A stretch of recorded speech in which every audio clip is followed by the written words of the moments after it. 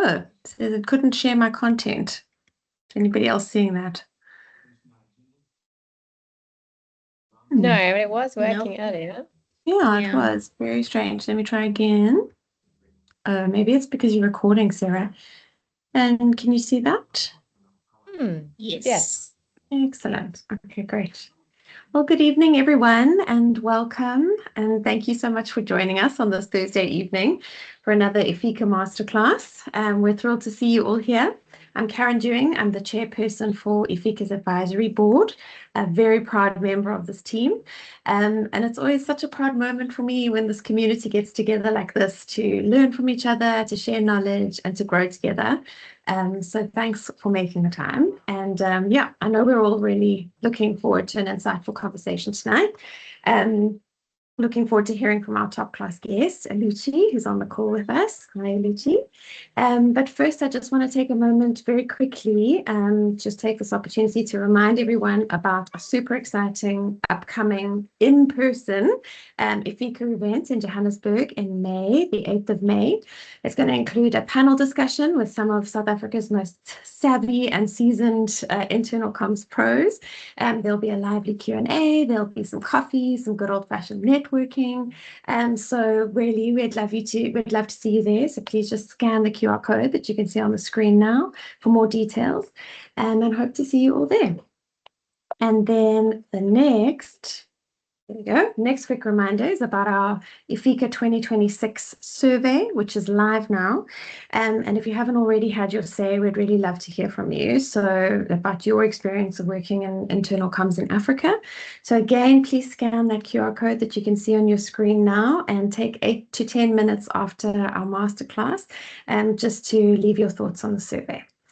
And that is it from me. We're getting started a little bit late, so I'm going to hand over to our guest, Alushi Ezeugo, whose impressive career in internal comms makes her the perfect person to share with us some of her practical insights on setting your internal comms function up for success by capturing the attention and, importantly, the investment of your C-suite. So with that, over to you, Alushi. Hi, everyone. All of a sudden, I'm nervous, so bear with me. Imposter syndrome is doing its thing, but I'll push through. Can you hear me and see me okay? I think my network is doing what it does. Yes. Okay, just let me know. Okay, awesome.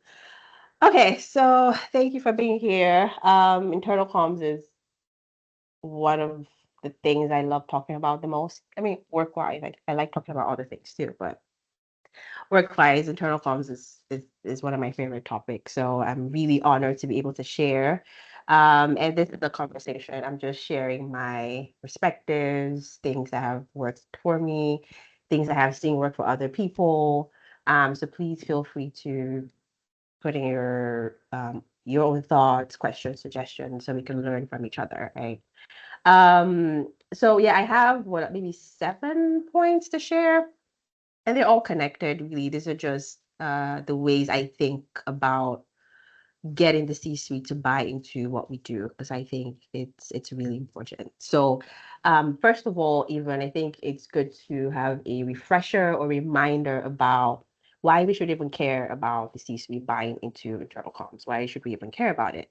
Why is it important? And I came up with 3 things. And really, the first point or the first reason you should care about getting the C-suite to buy into internal comms is that their buy-in unlocks influence, right? I mean, it goes without saying, but they're the decision makers. They're at the top of the food chain, so to speak, right? So getting their buy-in unlocks influence across the organization. Getting their buy-in improves business outcomes, because it also gives you, as an internal communicator, as a communicator, what I would say is maybe more confidence, maybe more confidence to do your work, right? Which leads to improved business outcomes.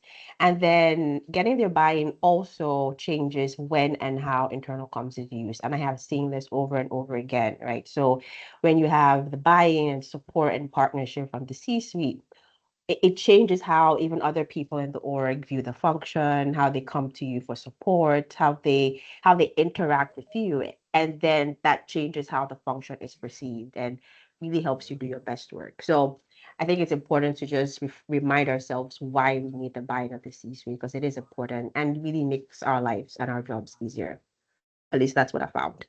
And then moving on, one of the what I will call the anchor point in terms of how we get their buy-in into internal comms is well, the first point, the anchor point, the point that I think a lot of my other points are centered around, and really that is that we need to understand the business. I think sometimes as communicators, internal communicators, it might be easy to forget that we are business communicators, we are professionals, we're in a business. Even if you work in a nonprofit, you're still in a professional space, and your job is to communicate in that space to drive outcomes, to help the company or the organization grow and succeed, right? And to do that, I have found that you have to start with understanding the business and not deep, not at a surface level.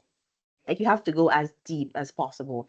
And personally, that's one of the things I enjoy about being a comms professional, because I get to really maybe use my research nerdy brain and just dig deep and ask questions and talk to people, understand everything from profit and loss to customers to who are the competitors, who should we even care about as a business, what are our threats, what are our weaknesses, what are the things that we're concerned about. I've literally spoken with a finance person one time, and I was like, hey, I need to understand the number. So just tell it to me like I'm five. Like just break it down. Tell me the numbers. I didn't go into the weeds. You don't have to go into all the weeds, but I needed to just have this broad perspective of the business, right? What are the company's priorities this quarter, for example? What does the company care about this year, H1, H2, this month? What is leadership worried about? What keeps the CEO up at night? And I asked a lot of questions. So I've asked the CEO literally these questions. I've asked CEOs these questions. What keeps you up at night? What do you care about? What are your competitors doing that you want to do better? Like, so dig deep and understand the business, because I find that it helps you do your job better. And sometimes I even find that you get information that some other leaders don't even have. I don't know. I think that's interesting and it's really cool. And I think it makes you do your job better. It makes you more confident so that when you're thinking about a plan or strategy, you know where the pain points are and you can come from that angle, which leads me to the second point. Another way to get their buy-in is to speak in outcomes, not activities. And I know as comms people, we love our newsletters and our town halls and our engagement surveys. I love it. I talk about these things as well. It's very easy to fall into that bucket, but I think it's important that we push ourselves and remind ourselves about the outcome. So what changed as a result of those activities, right? And that's really what leadership cares about. They don't necessarily care about the channels and the content and the cadence. They care about, excuse me, about performance and results and execution. So speak in their language, right? What changed as a result of this campaign we launched internally?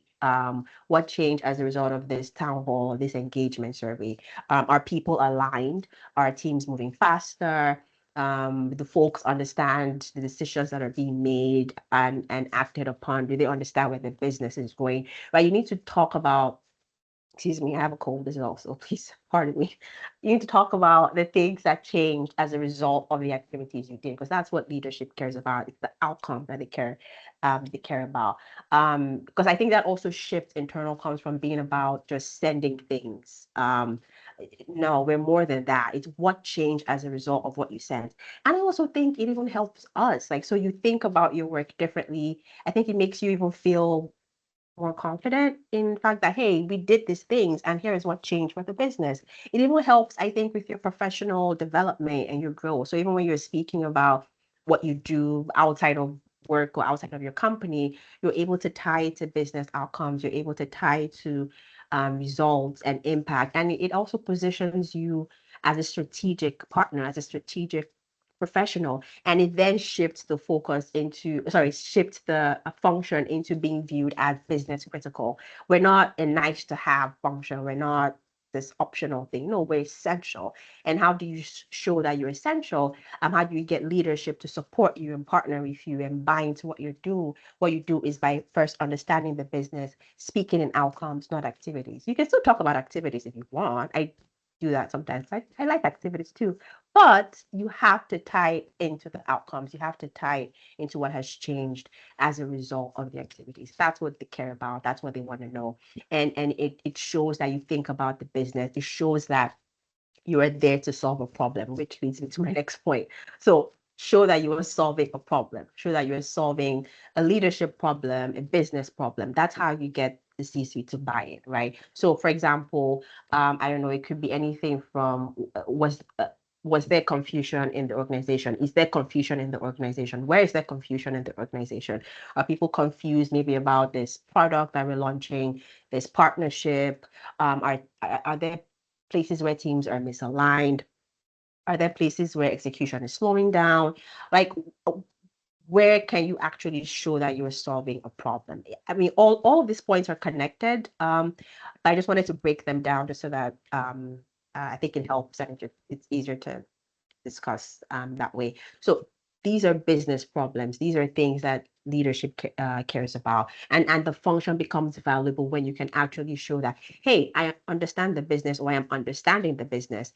I'm speaking in outcomes. I'm showing you what has changed as a result of the activities that we're doing in this function, and we are solving these problems. You don't have to solve everything. You can pick a few and say, hey, here are the problems that we're solving. Here is how internal comms is fixing those problems. Or here are the problems that we are seeing, right, in this area, in this department regarding this. And here is how internal comms can fix that. Then you're speaking their language. You're getting them to start paying attention. You're getting them to see the function as more than just making things pretty or sending things out or just editing this. No, we're more than that. So it's showing you understand what's going on in the business, you're paying attention even to what's happening in the business in terms of possible problems, possible issues, and you're connecting the dots in terms of how internal comms can fix those problems. It all adds to the perspective of, hey, this function is really important, this function is really valuable. As leadership, I should pay attention. And when they pay attention and they support you, your life becomes easier and it's great. And roses and ice cream. I'm joking, but you get what I mean. You get what I mean? So yeah, and then that kind of leads me to my next point, which is, I think this one of the other things I really like about this function is there's a lot of trust involved. You have to build trust. You can't. I don't know if anybody does that, but I think it'll be really hard to work in this space without trust, because sometimes you're dealing with sensitive information, confidential information, you're involved in high stakes moments. So how do you navigate all of that without trust? So you have to build trust with leadership, with your C-suite, right? Because also they're human beings and we tend to want to work with or partner with or support people that we trust, right? So how do you build their trust? I think you do that, at least I've found, really through consistency and judgment. And what does that look like? It could be things as simple as flagging risks. So are there risks that you've seen that you can flag as early as possible?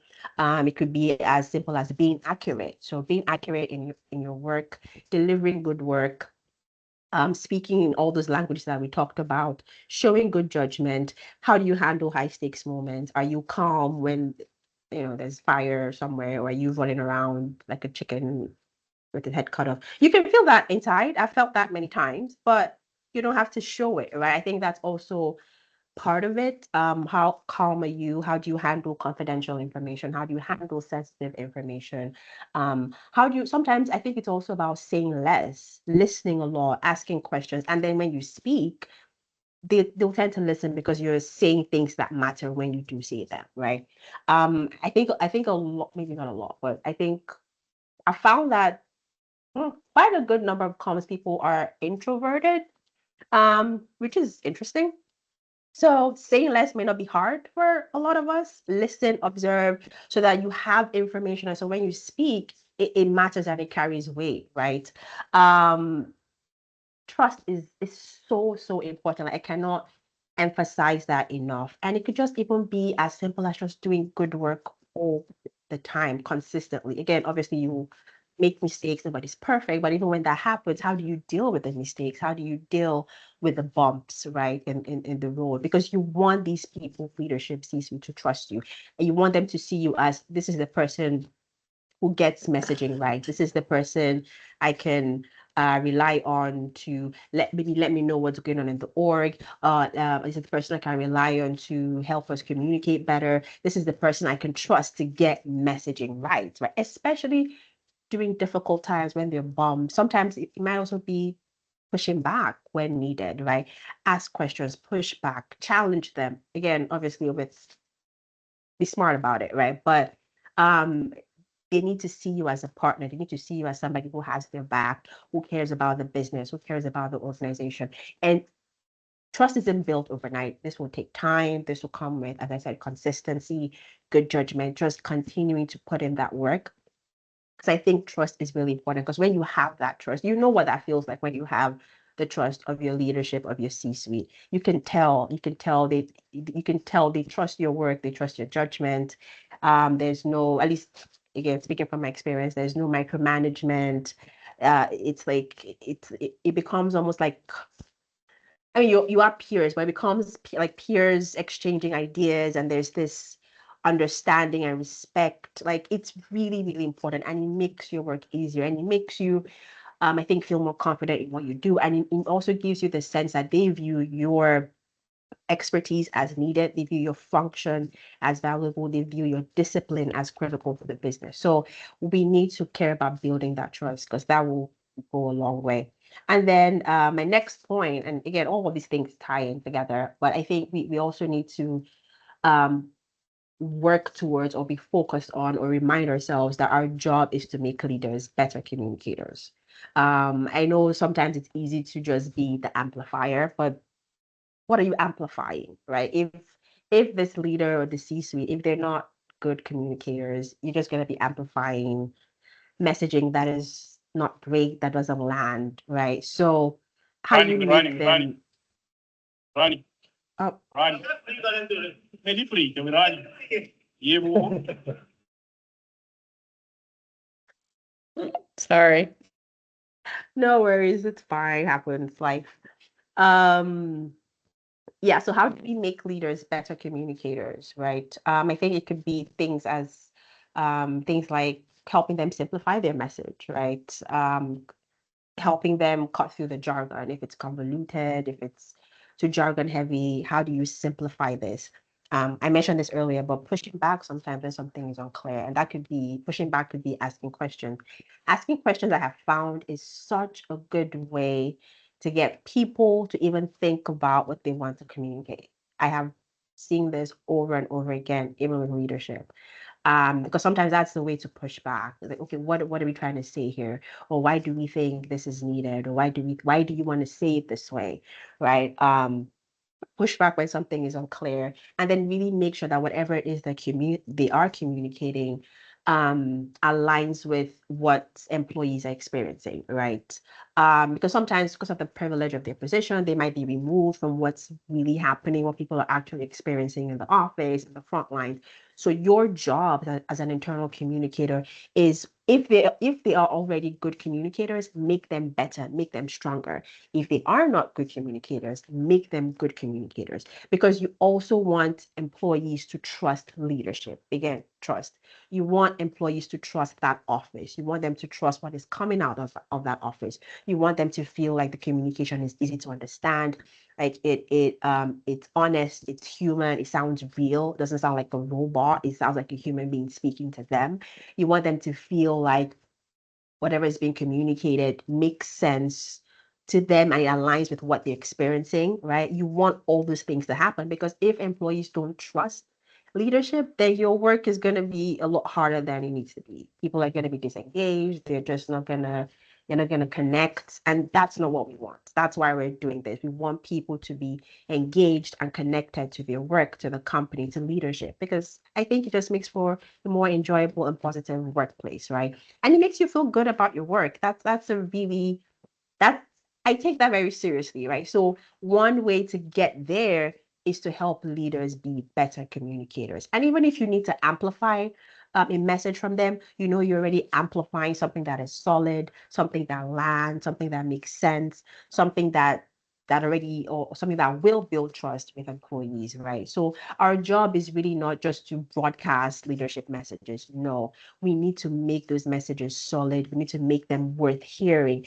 And the more we do that, and the more we're able to even go back to leadership with feedback on whatever they're communicating, the more they buy into what we do. You see, this, it all compounds, it all connects, right?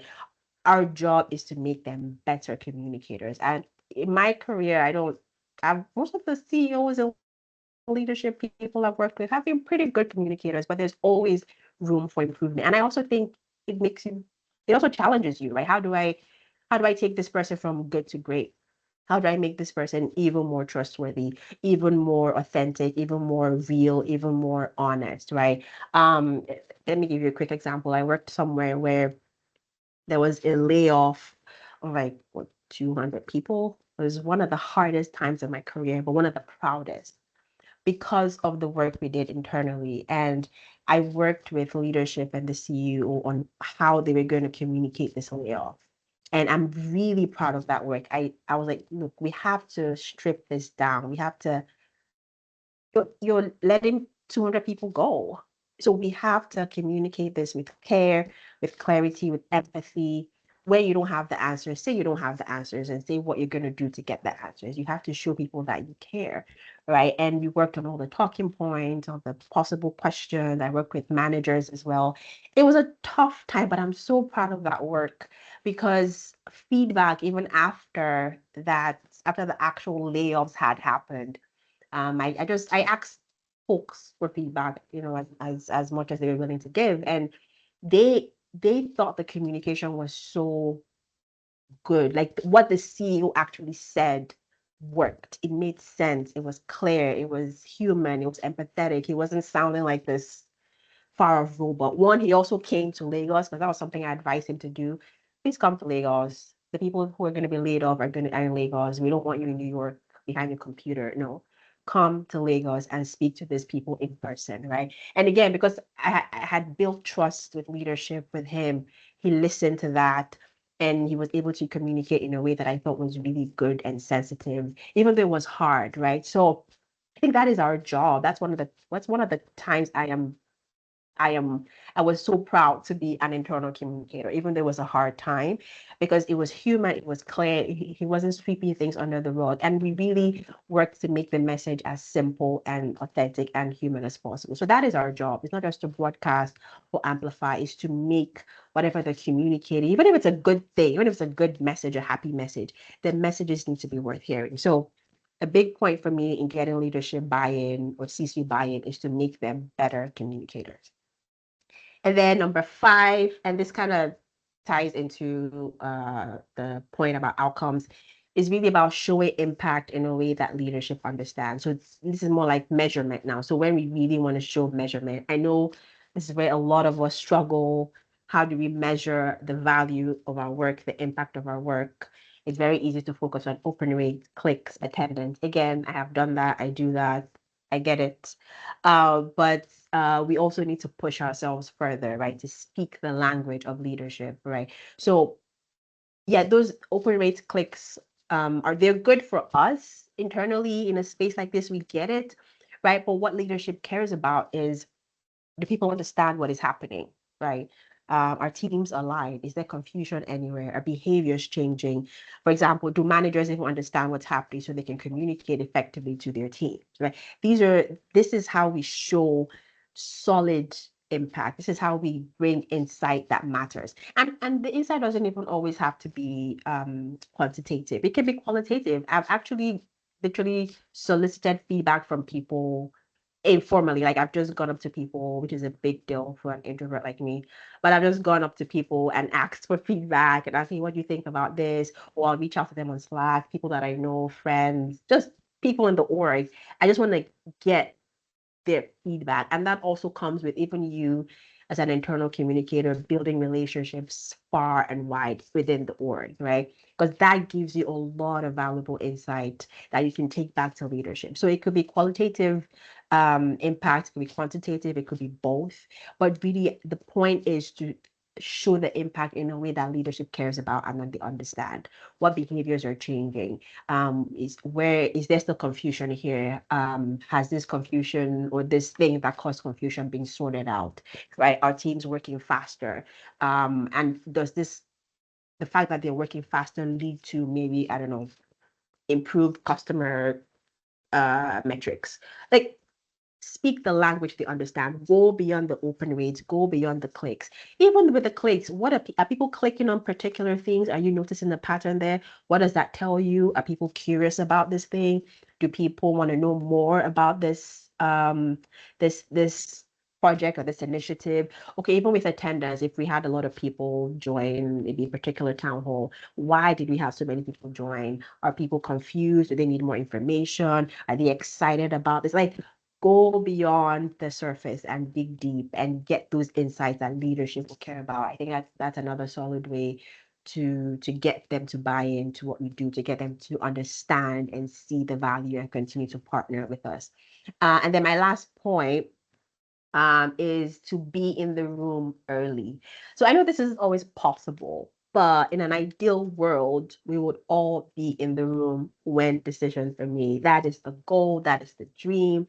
However, I think even beyond this, and I put this there because I said in an ideal world, but beyond this, I think what I'd like to leave us with as a reminder is even if you cannot be in the room, for whatever reason, are we doing all the other five things? Because I think doing the other five things I've talked about will eventually, hopefully, excuse me, get you in the room, right?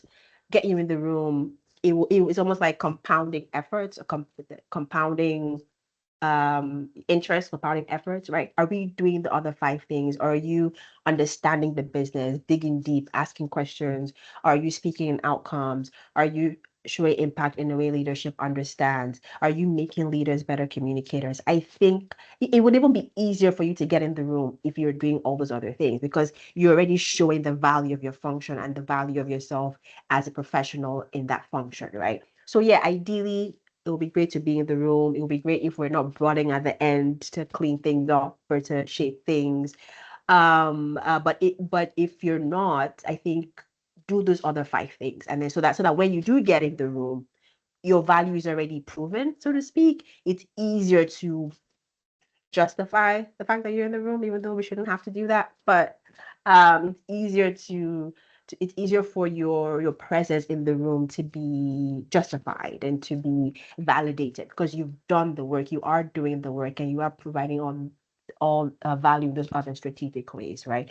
So yeah, ideally, it would be great if we're brought in to shape decisions, to shape the messaging, to shape the context, right?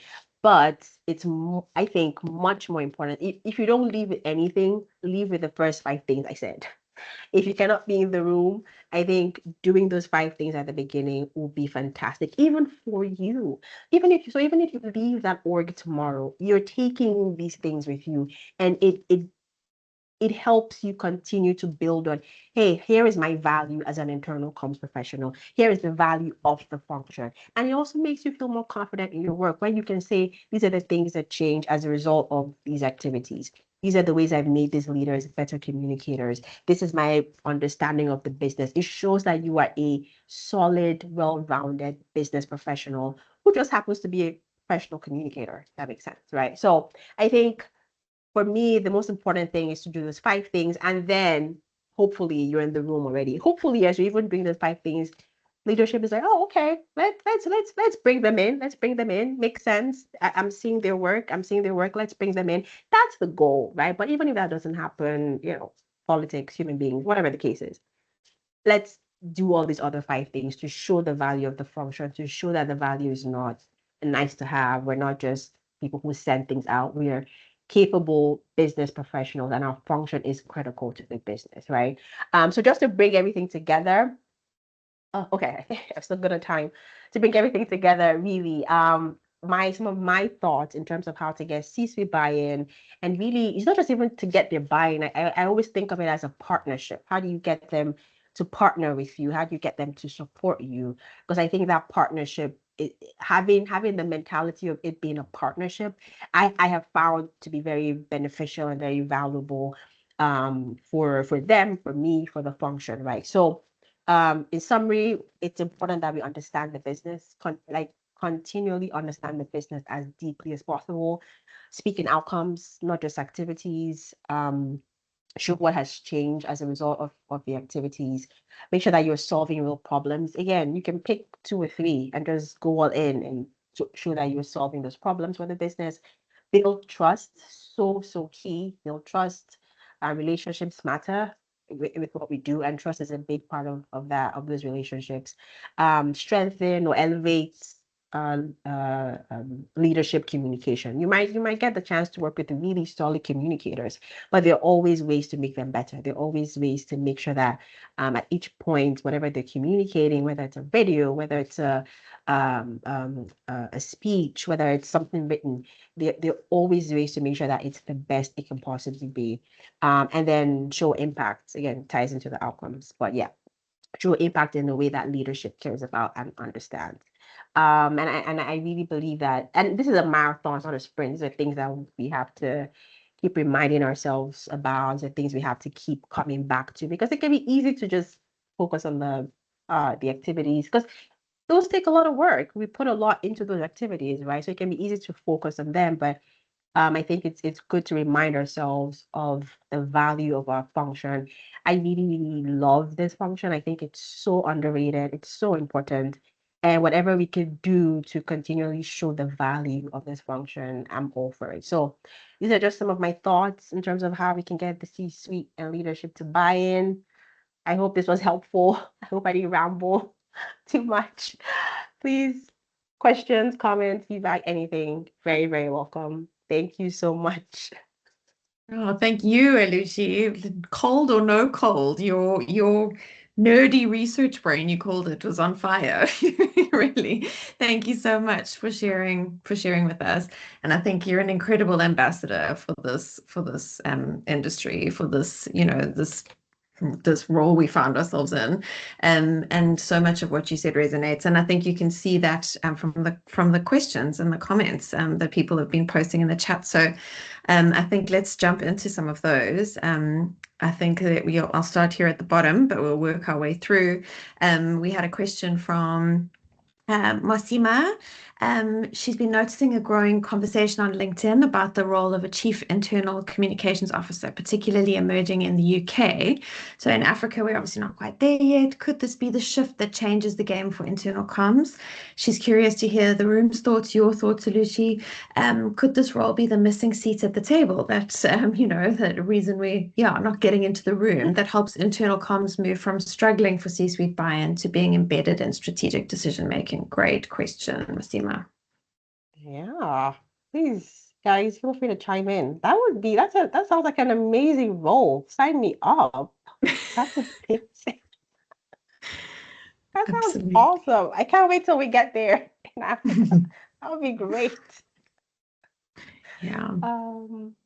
But I could just chime in and everybody else, please feel free to. But I think it could be really it could be the game changer. But I am curious though. So for a role like that, I wonder if that person. Okay, let me backtrack. I think for a role like that to be effective and to give us that buy-in and to getting us into the room as early as possible, I think it would make sense if this role reports directly to leadership, so to the CEO, right? Because I would not want to see this role report to like chief marketing officer. I'm sorry, I no, no, I think that would kind of defeat the purpose. So that would be my not caveat, but that would be my question, just making sure that there is direct access, right, to the CEO or to the C-suite, or to the CEO, especially as the chief. Yeah. So yeah, essentially this person will be the C-suite too, right? So if this person reports to the CEO, I think that would be fantastic, and that will open the door, so to speak, for internal comms to really be there at the beginning, because you already have this chief internal comms officer there when decisions are being made. So I think a role like that might be a game changer, actually. Those are just my thoughts. Yeah, that sounds amazing. Yeah, get us some of those. Anyone else got any thoughts on that? Yeah, I think it's a really good point, actually. I think it's more than just executive sponsorship, because that tends to be what happens, right? Is that we have these executive sponsors, but it's something that it's not their full-time role, it's not their full-time focus, and and therefore teams are, they remain under-supported when something more important comes up, something on fire, like always take priority, take preference. So yeah, it's a really interesting thought and an exciting glimpse at the future, maybe. And Sarah, your hand's up, and then I think Hannah, yours. So Sarah first.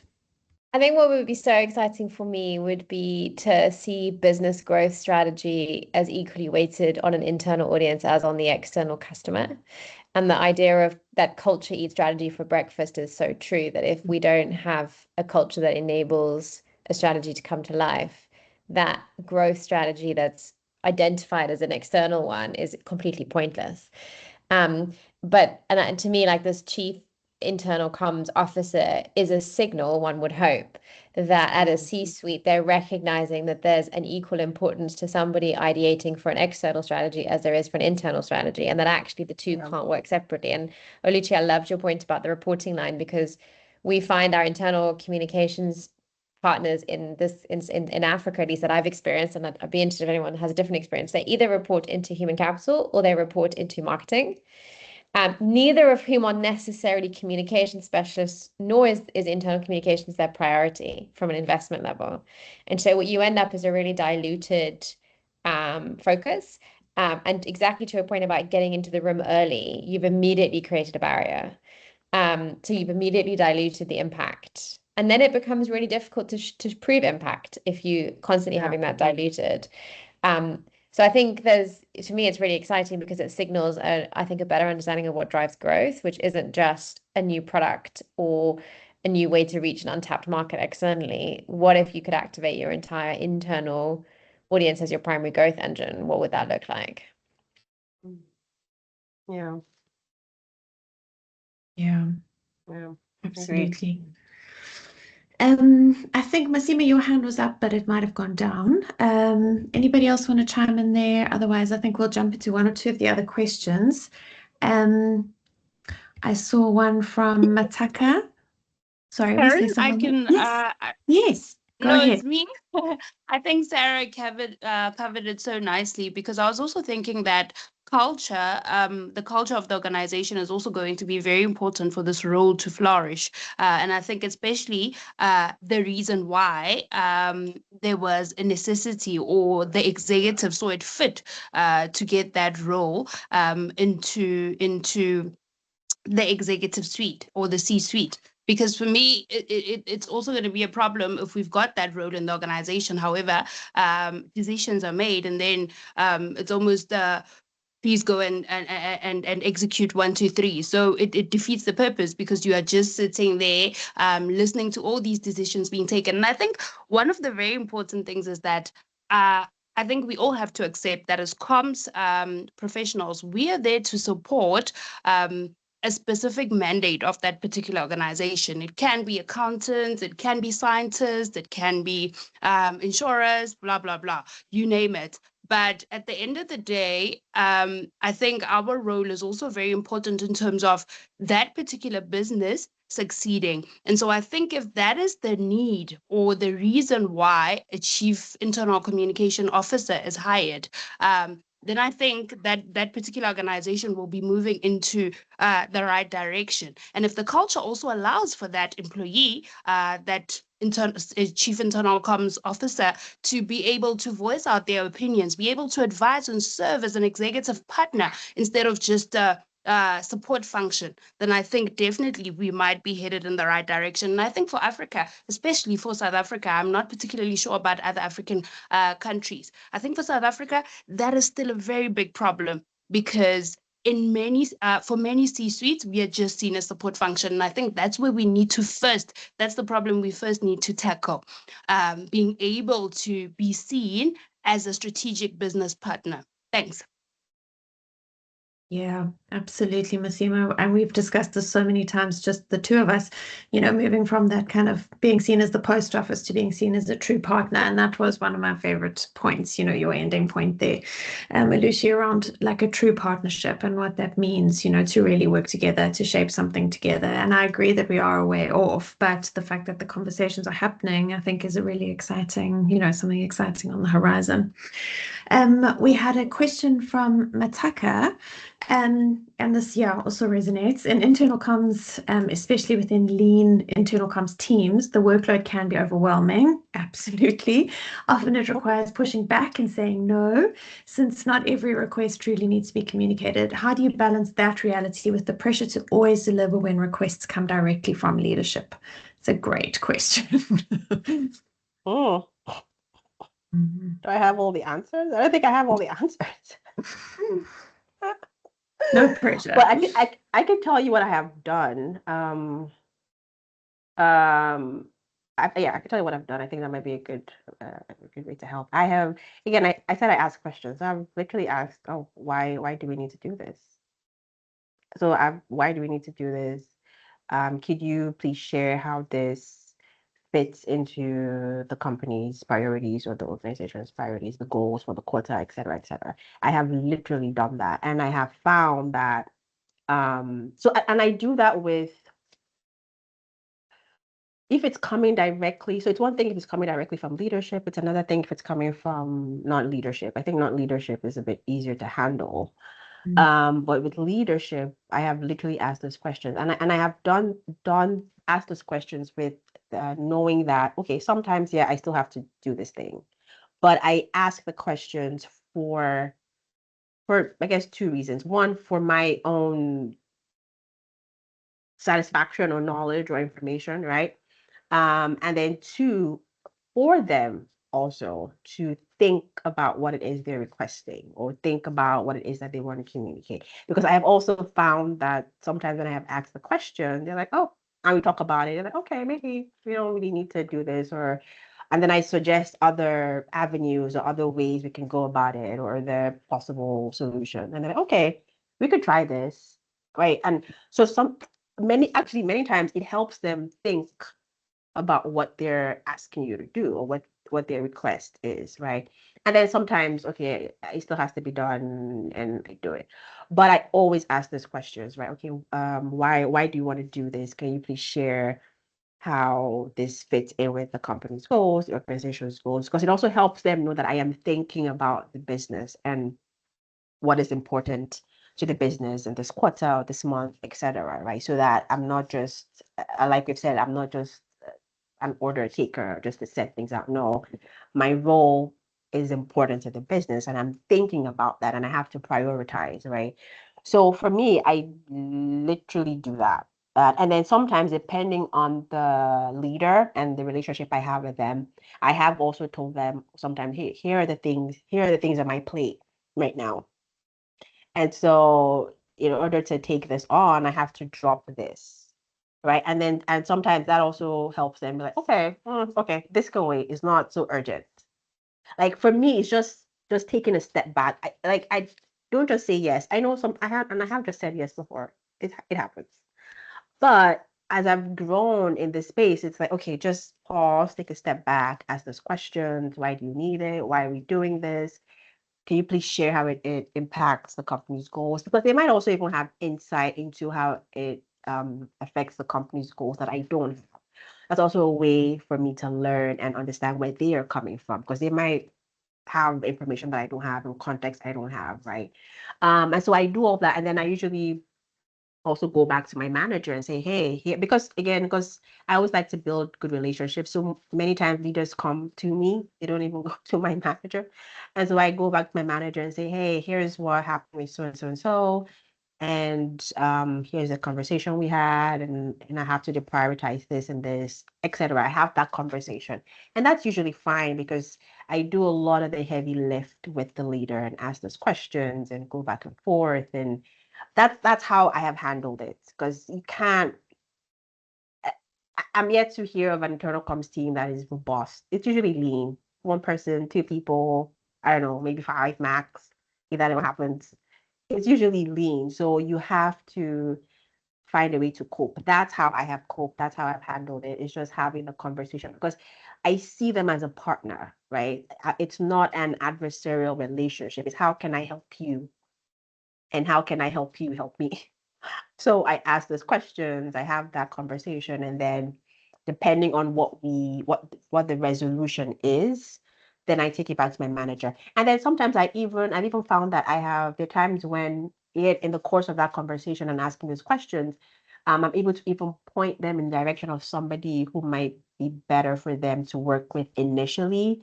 And then I can still partner with them kind of on the back end just to make sure that things are smooth and things go on well, if that makes sense. But I've had to learn not to just say yes.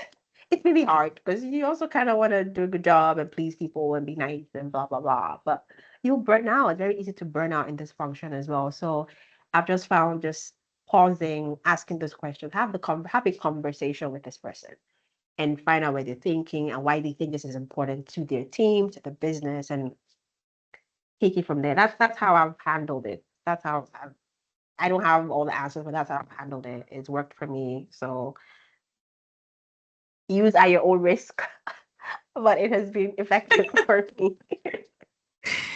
I think it's a great answer. I think it's a good someone, I think it was Masima in the chat, has also said it speaks to the culture of the business that you work in, that you can have those kinds of open conversations, that you have that access, and that you are viewed as a partner. I think that, yes, I mean, not every internal comms professional is that fortunate. But again, I think your 5 or 6 points, and the point that you made around it being a marathon, not a sprint, is, that says it all, really. Keep reinforcing, keep repeating those behaviors, keep showing, the outcomes, keep telling the stories in language that leadership understands. And that's how you build credibility. It's how you build that partnership over time. And yeah, I don't think it is a science. I don't think there's a kind of one size fits all solution. But I think those are some really good points. Thank you. I think there was one more. I think Sarah had a question around this is a great question, actually. It also sort of speaks to the cultural point. What do people do if leadership doesn't hold trust with staff? How do we navigate that difficult reality when we're the conduits and the go-between? It's a great question. That's a question. So it's a tough something one. I actually struggle with this because I've seen posts on LinkedIn and stuff from people. So people say we're not the internal communicators are not we don't own culture, right? So because I think this is also a culture question. Because if there's no leadership, if there's no trust between leadership and staff, it's a culture question.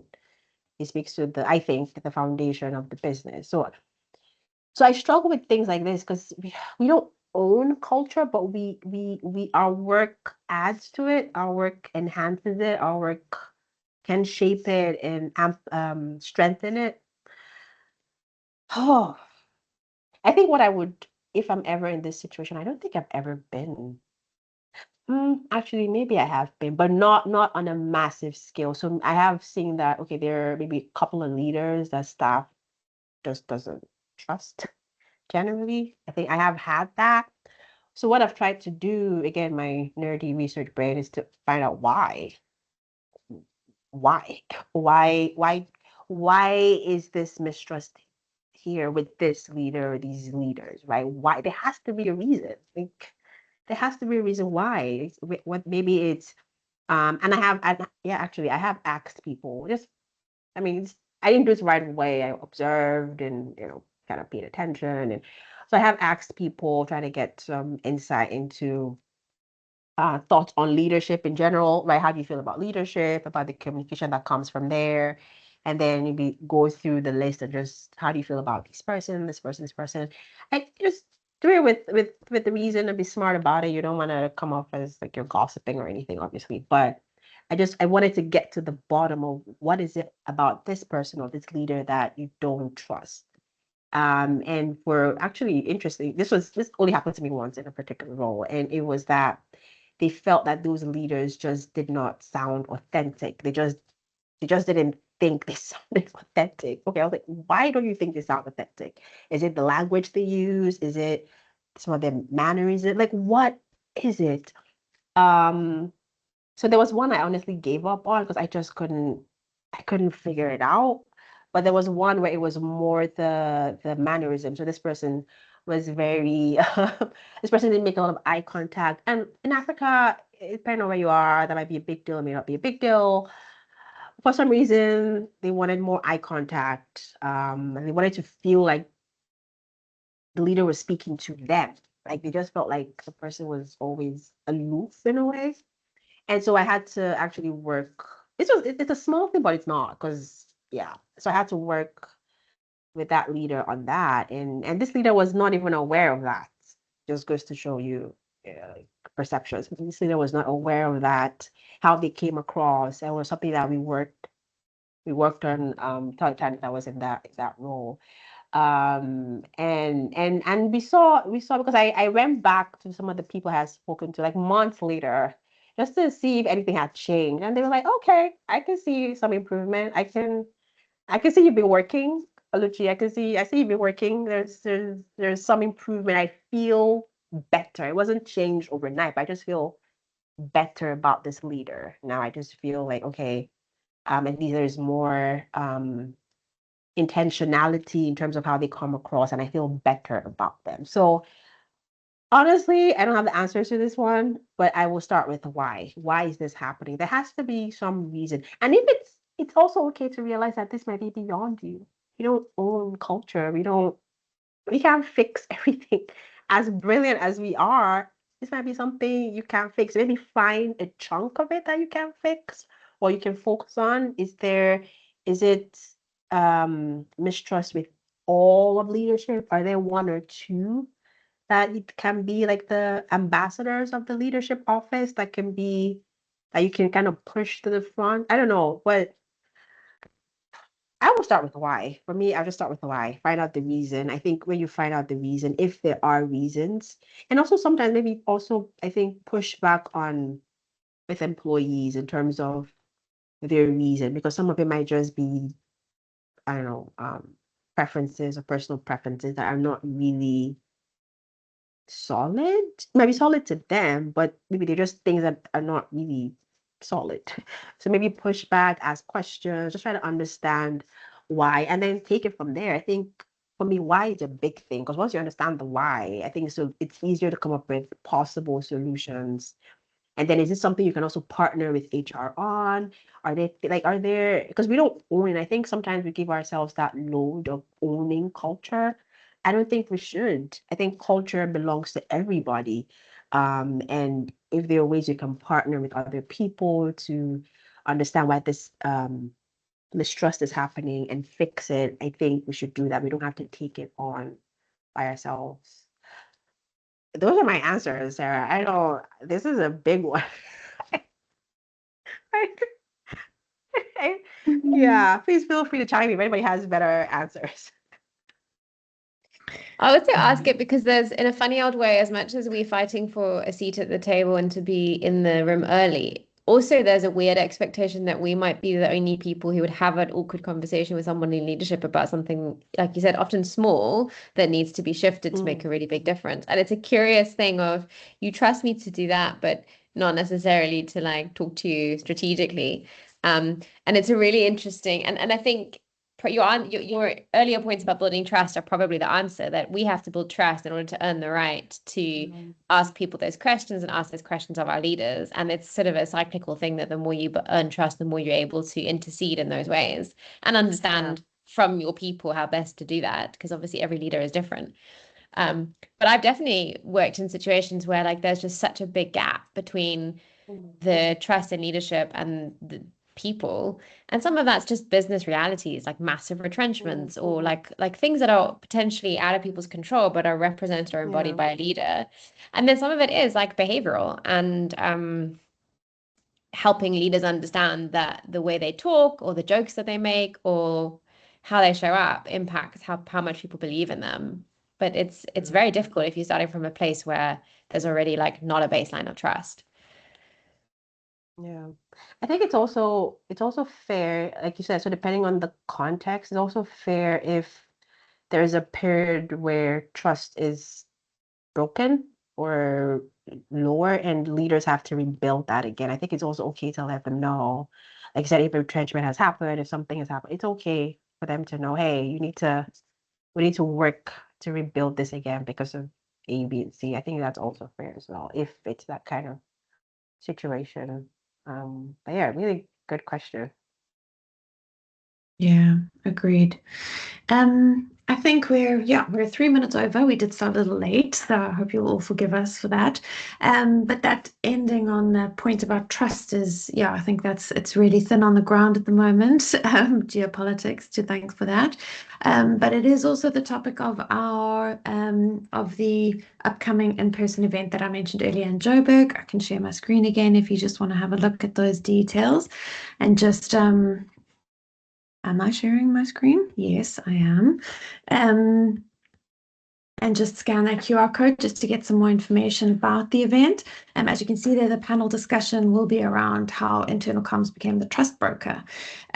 Trust is narrowing. Organizations need internal comms that can broker trust across divides. So very relevant to what we've been discussing. So we hope to see lots and lots of you there.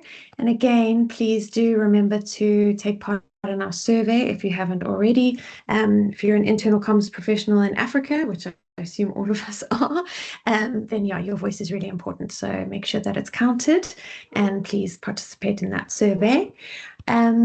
And yeah, that's really it. I just want to thank Lucy again for sharing her, oopsie, am I still sharing my screen? Yes, I am. Sharing her research nerdy brain with us this evening. I'm a big fan. Thank you. I hope you can go and get some rest now and get over your cold. And thanks to everybody for participating, sharing your thoughts, your questions, just sharing your knowledge and your experience of how you're experiencing the role of an internal comms professional in Africa. Just really helps us to paint a clearer picture of what it is this community needs and what we're looking for, what we need to get out of these masterclasses and from each other. So thank you. And yeah, please have a safe evening. Thank you, Thanks, everyone. Thanks so everyone. much, Lucy. Thank you, everybody. Thanks, everyone. Thank you. Take care. Bye. Bye. Bye. Yes, thank you.